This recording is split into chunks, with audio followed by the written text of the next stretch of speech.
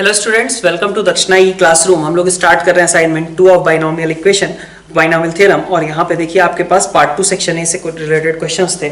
तो A1 से start करते हैं। आपको m+1 टर्म पूछा गया है। आसान सा क्वेश्चन है, आप निकाल सकते हो इसे। ठीक है, क्या क्या टर्म्स आएंगी, जो भी टर्म्स अपीयर होंगी हमारे पास फाइनल रिजल्ट में, उन पे आपकी टर्म डिपेंड करेगी, बाकी सबसे इंडिपेंडेंट होगी। ठीक है, सेकेंड क्वेश्चन में देखिए आपके पास क्या कहा गया, total number of distinct terms in the expansion after simplification. तो आफ्टर सिंप्लीफिकेशन मतलब x प्लस ए की पावर n अपॉन और प्लस x माइनस ए की पावर n, इन दोनों का सम अगर आप करते हो तो आपको क्या मिलता है, 2 टाइम्स nc0 फिर nc2 फिर nc4 ऐसे करके टर्म्स मिलती हैं।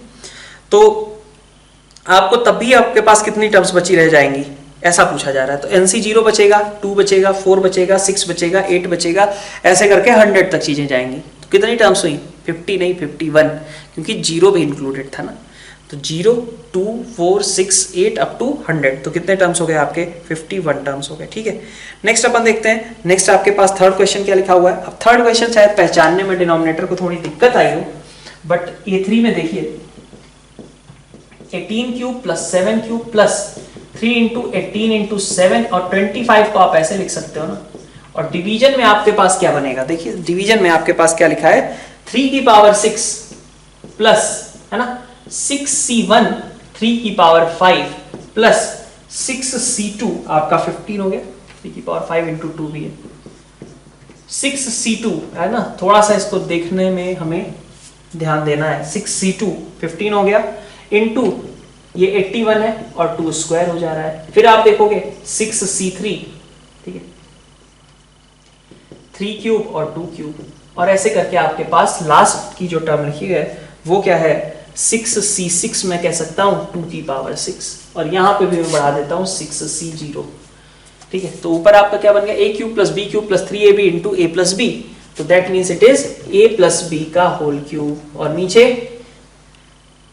क्या है, ये 3 प्लस 2 रेज टू पावर 6। ठीक है, अब आप निकाल सकते हो क्या, 5 की पावर 6 और ऊपर 25 की पावर 3 कैंसिल आउट हो जाएंगे सब। नेक्स्ट आप देखिए क्वेश्चन नंबर 4 में 11 टर्म निकालनी है आपको, है ना। 11 टर्म, तो T11 which will be equal to 15C10 रखना पड़ेगा, 3 की पावर, है ना। यहाँ पे आप 11 है तो यहाँ पे R को कितना लेते हो, 10 लेते हो ना। तो 15C10, 3 की पावर में आपके पास कितना आएगा, 15 माइनस R, और ये जो सब लिखा हुआ है माइनस अंडर रूट 17/4 प्लस 3√2, इसकी पावर में कितना आएगा, इसकी पावर में बचेगा R। ठीक है, तो R तो आपको क्या रखना है, 10 रखना है, तो R को 10 रख दिया, तो यहाँ कितना बचा, 5 बचा। ठीक है, अब ये टर्म के बारे में हमें बताना है कि ये कैसा आएगा। ठीक है, irrational, rational, positive, negative integer कैसा होगा। तो यहां से तो चलिए पॉजिटिव इंटीजर दिख रहा है सब कुछ। ठीक है, इसका क्या करें, तो इसको अपन ऐसा लिख सकते हैं ना, this thing can be written as under root 17/4 plus 3√2। ठीक है, इसको हटा ही दो, पावर में 5 लिखा जा सकता है कि नहीं भाई, माइनस एक्स की पावर में 10, तो इसका मतलब क्या, एक्स स्क्वायर की पावर में 5, है ना, सही। अच्छा, ये फर्दर सिंप्लीफाई हो सकता है क्या, तो देखो जरा, लेकिन अगर पावर में 5 आ चुका है हमारे लिए, ठीक है,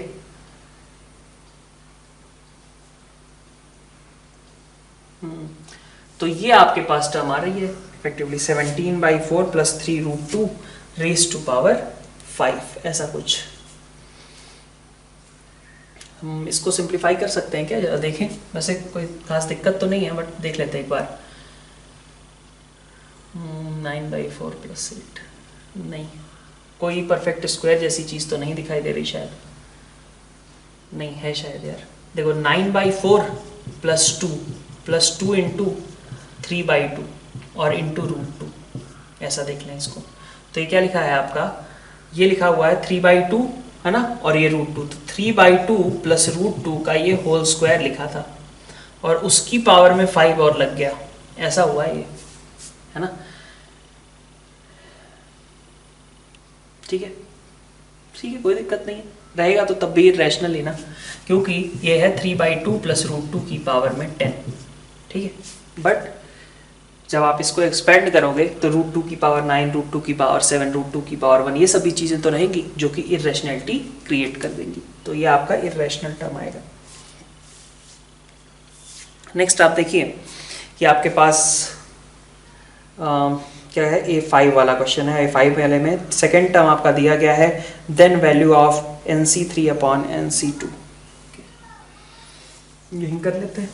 A5 में देखिए जरा, A5 में आपके पास सेकेंड टर्म की बात की गई थी ना, तो सेकेंड टर्म आपका क्या होगा, सेकेंड टर्म आपका हो जाएगा, सेकेंड टर्म में R को 1 रखेंगे तो NC1, A की पावर में आपके पास कितना आएगा 1/13 और रेज टू पावर 12, ठीक है। और जो दूसरी चीज है A की पावर -½ लिखा हुआ है, तो A की पावर इफेक्टिवली लिखा हुआ है 3/2 और रेज टू पावर आपका 1, और फिर आपको कहा जा रहा है कि दिस इज, मैंने कुछ गड़बड़ कर दी क्या, गड़बड़ कर दी है, यहाँ पे आपका n-1 रहेगा ना, और यहाँ पे आपका 1 आएगा, and this is equal to 14A raise to power 5/2। ठीक, आप n की वैल्यू निकालना चाहोगे सबसे पहले, है ना, तो n निकालने के लिए क्या करना पड़ेगा, देखो यहाँ पे आप NC1 A की पावर 1/13 इंटू n-1 और A की पावर 3/2, तो A की पावर्स कंपेयर कर लेते हैं ना। A की पावर में यहाँ पे n-1/13 है, ठीक है, और यहां से है आपका 3/2, ये दोनों का सम क्या होना चाहिए 5/2, तो n-1/13 कितना होना चाहिए 1, तो n कितना होना चाहिए 14, ये आपका करेक्ट आंसर होगा n के लिए। n आ गया तो फिर आप वैल्यू तो निकाल ही सकते हो। फिर आपसे कहा जा रहा है A6, ठीक है, A6 क्वेश्चन करिए, क्या है, एक्सपेंशन में हमने कहा जा रहा है कि रेडिकल साइन से फ्री कितने टर्म्स होंगे। तो आपको क्या कहा था मैंने, पहले सिंपलिस्ट फॉर्म में इसको एक्सप्रेस कर दो, तो आपने लिखा 6561 CR, ठीक है, 7 की पावर में 6561 है ना -R/3 हो जाएगा, भाई 7 की पावर 1/3 और होल रेज़ टू पावर ये लगता, तो हमने पावर्स का मल्टीप्लिकेशन कर दिया, और इनटू 11 की पावर में आपका कितना लगेगा R/9, R/9। अब ये आपको चाहिए क्या कि ये इरेशनैलिटी से फ्री हो जाए, तो अपन क्या करते थे, सबसे पहले तो इसको सबसे सिंपलेस्ट फॉर्म में लिख देते थे, तो 7 और 11 तो सिंपलेस्ट है ही, इसको और सिंप्लीफाई क्या ही करेंगे अपन, है ना भाई, ये तो प्राइम नंबर्स ऑलरेडी हैं, तो प्राइम्स के फॉर्म में हमें एक्सप्रेस करना था, प्राइम के फॉर्म में ऑलरेडी क्वेश्चन दिया हुआ है, ठीक है ना। अब हमें क्या करना है, हम चाहते हैं कि ये जो पावर्स हैं ये कैसी हो, इंटीजर हो, so we want 6561 -R/3 and R/9 both should be integer. इसको जरा सा देखो, इसको अगर स्प्लिट करोगे तो क्या बनेगा, ये 2187 -R/3, और ये क्या है आपका, ये तो खैर R/9 है ही, ठीक है। तो अब आप बताओ कि इसको इंटीजर होने के लिए, दोनों टर्म्स इंटीजर हो, इसके लिए क्या रिक्वायरमेंट है, तो यहां पे रिक्वायरमेंट है कि R आपका 3 से डिविजिबल होना चाहिए, और ये चाहता है कि आपका R 9 से डिविजिबल हो। तो आप बताओ आंसर क्या बोलना चाहिए हमें कि कैसा R लें, R हमें 9 से डिविजिबल वाला लेना होगा, मतलब जब हम R को, ठीक है, 0, 9, 18, 27 ऐसे करके लेंगे, तो ये टर्म्स ऐसी होंगी जिसके लिए इधर जो है हमारे पास जो भी टर्म आएगी वो कैसी आएगी, आपके पास इंटीजर ही आएगी, ठीक है। तो ये सारे टर्म्स आपके पास होंगे 0 से लेकर के कहां तक, तो 9 से डिविजिबल हम जा सकते हैं ना, R को हम कहां तक लेके जा सकते हैं, R को हम 6561 तक लेके जा सकते हैं, तो आप देखो ऐसे 9 के गैप पे 6561 भी आ जाएगा, ठीक है, जा रहा है ना, 9 की AP में 6561 देखो खुद तो 9 से डिविजिबल ही है, तो कितने टर्म्स हो गए, ये आप इस AP के नंबर ऑफ टर्म्स काउंट कर लीजिए, जो कि आ जाएंगे कितने 730, ठीक है। A7 में देखिए value of m for which the coefficient are equal, तो देखिए ये 7 में 2m + 1th टर्म, तो 10c2m यही आएगा, और दूसरी चीज क्या है 4m + 5, तो 10c4m + 4, तो नाउ यू वांट कि ये दोनों आपस में बराबर हो जाए, तो या तो ये बराबर हो जाए, या तो दूसरा तरीका क्या था, NCX = NCY, तो आइदर x = I और x + y, मतलब 2m + 4m + 4 = 10, तो यहां से m = 1, और यहाँ से m इज इक्वल टू -1 नहीं चलेगा, -1 में दिक्कत है, ठीक है, निगेटिव हो जाएंगी, तो m इक्वल टू 1 ही आपको लेना पड़ेगा, आंसर m का 1 है। A8 में देखिए, A8 में आपके पास कोफिशिएंट ऑफ x निकालना है, ठीक है, और अब फिर से उसी तरीके का टिपिकल क्वेश्चन है, कल भी हमने किया था, 1 माइनस 2x³ प्लस 3x की पावर 5, और इसके साथ क्या दिया गया है, 1 प्लस 1/x की पावर में 8, है ना।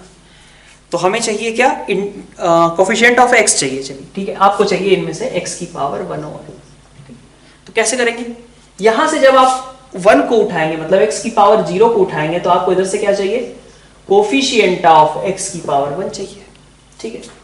फिर आपने कहा यहां से मैंने -2x³ उठाया, मतलब आपने x³ का कोफिशिएंट उठाया। जब आपने इधर से x³ का कोफिशिएंट उठाया तो x की पावर बनाने के लिए इधर से क्या चाहिए, x की पावर -2 का कोफिशिएंट, ठीक है, x की पावर -2 और 3 मिलकर के x की पावर 1 बनाएंगे ना, तो यहां से चाहिए आपको -2 के साथ कोफिशिएंट ऑफ x की पावर -2 प्लस, जब आप यहां से x की पावर 5 का कोफिशिएंट उठाओगे तो बाकियों से क्या चाहिए, बाकी ब्रैकेट से क्या चाहिए, लास्ट वाले से x की पावर -4 का कोफिशिएंट, तो this will give you coefficient of x raise to power minus, ठीक है। तो 1 इंटू कोफिशिएंट की पावर, कोफिशिएंट ऑफ x की power 1, -2 into coefficient of x की पावर -2 और +3 इंटू कोफिशिएंट ऑफ x की पावर -4, ठीक है, ये आपका एक्सप्रेशन चाहिए। अब आप निकालते जाइए, तो यहां पे अगर देखें तो इसके एक्सपेंशन में जनरल टर्म क्या होगी, 8CR, है ना, 1/x की पावर r, मतलब 8CR x की पावर -r। तो आप देखो -r कभी 1 के बराबर हो ही नहीं सकता, तो पहला वाला तो आपका रिजेक्ट हो गया, ठीक है, कि इसका कोफिशिएंट 0 है। दूसरे केस में आपको चाहिए था x की पावर -2, मतलब you want r is equal to 2, ठीक है, इस केस की बात करें अगर, तो r इक्वल टू 2, तो इसके लिए आप देखो -2 और यहां से क्या आएगा, 8C2, तो this will give me -2 into 8C2। फिर जब आपको x की पावर -4 चाहिए, तो मतलब r को आप 4 रखना चाहते हो, तो ऐसे केस में 3 तो पहले से है ही, और यहां से क्या बनेगा, 8C4, r को 4 रखा तो ये कोफिशिएंट हो गया। इनका सम, पहले वाले का तो 0 था, अब क्या आया, -2 into 8C2 plus 3 into 8C4, यही आपका आंसर हो जाएगा, ठीक है। नेक्स्ट, ये 9 क्वेश्चन में आपसे कहा जा रहा है, given term of the expansion which does not contain x, मतलब इंडिपेंडेंट की बात की गई है, तो इंडिपेंडेंट वाली चीज निकालते हैं अपन। जनरल टर्म क्या आएगी, क्या है, 1/3 और 1/2 की पावर 15, ऐसा ही है ना, तो 15CR x की power 1/3 raise to power 15 -r, general term लिखे, -x की power -12 raise to power r, यही है। अब आप चाहते हो कि x की पावर 0 हो जाए, तो अगर इसको सिंप्लीफाई पहले कर दें तो this gives you 15CR x की पावर 15 -r/3, और यहां से -1 की पावर r आएगा, लेकिन x के साथ में और आ जाएगा क्या, -r/2। तो अब x की ये जो पावर्स दिख रही हैं आपको, 15 -r/3 और यहाँ से -r/2, ये सब मिलके 0 होनी चाहिए, ठीक है। तो आपको देखिए क्या टर्म बनेगी, यहाँ से आ जाएगा 30 - 2r -3r upon 6 is equal to 0, तो r इक्वल टू कितना, 235, r इक्वल टू 6, ठीक है। तो r की वैल्यू 6 रखने पे आपको टर्म मिलेगी, तो वो टर्म होगी क्या, रख के देख लो, 15C6, है ना, x तो कट ही जाएंगे, उनको लिखने की जरूरत नहीं है, और इनटू आपके पास बचेगा -1 की पावर 6, ठीक है। तो आपको ये टर्म मिलेगी। अब this term is equal to 5m, so m की वैल्यू के लिए इसको आप 5 से डिवाइड कर दीजिएगा, ठीक ठाक बड़ी वैल्यू है, कैलकुलेट करना पड़ेगा आपको, ठीक है। क्वेश्चन नंबर 10 देखें, A10 में आपके पास क्या है, कहा गया है term independent of x in expansion, ठीक है। अब फिर से कल जो हमने क्वेश्चन किया था असाइनमेंट 1 वाला, उसी तरीके का सवाल है, x - 1/x, ठीक है, लेकिन इसमें थोड़ा सा आसानी कर दी गई, क्यों, देखिए जरा, हमने क्वेश्चन किया था ना, 1 - x की पावर 7 इंटू 1 + x की पावर 6 या 1 + 2x की पावर 6, उसमें x की पावर 5 का कोफिशिएंट निकालो। वहां पे हमने पहले ये भी ट्राई किया था कि हम दो को क्लब कर दें, तो उससे वो क्या जा रहा था, ट्राइनोमियल बन जा रहा था, उस चीज को यहाँ पे अवॉइड कर सकते हैं। अगर हम इसको चाहें तो ऐसे लिख लें x minus one by x की पावर 3 और x plus one by x की पावर 3 बचा एक्स्ट्रा मेरे पास x minus one by x. So this is equal to x minus one by x को एज इट इज रखा और बाकी इन दोनों का प्रोडक्ट किया, कितना बन गया x square minus one by x square की पावर 3 हो गया। अब हमसे पूछा क्या जा रहा है कि हमें independent term independent of x, मतलब इंडिपेंडेंट टर्म नंबर नहीं पूछा गया, टर्म पूछा गया, मतलब वैल्यू क्या आएगी इंडिपेंडेंट टर्म की। ठीक है, तो आप देखो जरा x, अब x को इसमें से क्या चाहिए, है ना। आप चाहो तो अब तो लिख ही सकते हो, इसको तो कुछ करना ही नहीं है आपको। x minus one by x, यहां पे आप समझ सकते हो कि ये लिखा ही जा सकता है x की power 6 minus one by x की पावर 6 माइनस 3, इन दोनों का मल्टीप्लीकेशन, ठीक है, a cube minus B cube, है ना। और हमने क्या किया, इन दोनों का मल्टीप्लीकेशन 1 कर दिया और x square minus one by x square. देख ही सकते हो डायरेक्टली तुम कि इस x को इसमें से क्या चाहिए इंडिपेंडेंट टर्म बनाने के लिए, x की पावर माइनस वन चाहिए ना। पहले ब्रैकेट का जो x है उसको इधर से क्या चाहिए, इस पूरे ब्रैकेट में से x की पावर माइनस वन चाहिए, लेकिन x की पावर माइनस वन कहीं जनरेट नहीं होता है।